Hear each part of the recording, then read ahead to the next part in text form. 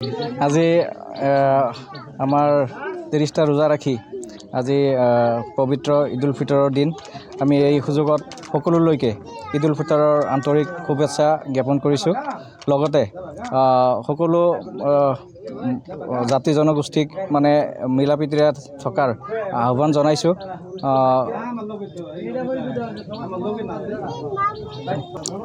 আজি পবিত্ৰ ঈদৰ দিন।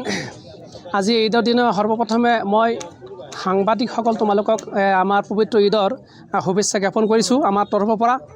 লগতে আমাৰ গোটেই ভাৰতবৰ্ষ বিশেষ কৰি আমাৰ অসমৰ সকলো জাতি জনগোষ্ঠীক আমি আমাৰ ঈদগাৰ তৰফৰ পৰা আমাৰ এই ঈদৰ সকলো কমিটিৰ ফালৰ পৰা আমি আন্তৰিক ঈদৰ শুভেচ্ছা জ্ঞাপন কৰিছোঁ।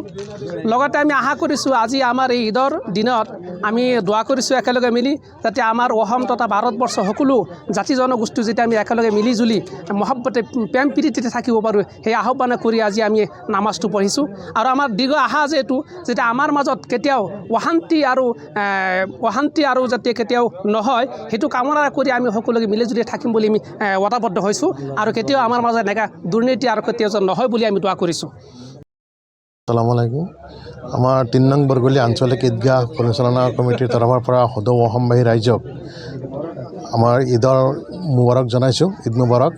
লগতে আমাৰ এই অঞ্চলত যাতে শান্তি বিৰাজ কৰে, গোটেই অসমত যাতে শান্তি বিৰাজ কৰে, উন্নতি হয় তাৰে কামনা কৰিছোঁ। আসসালামু আলাইকুম, নমস্কাৰ।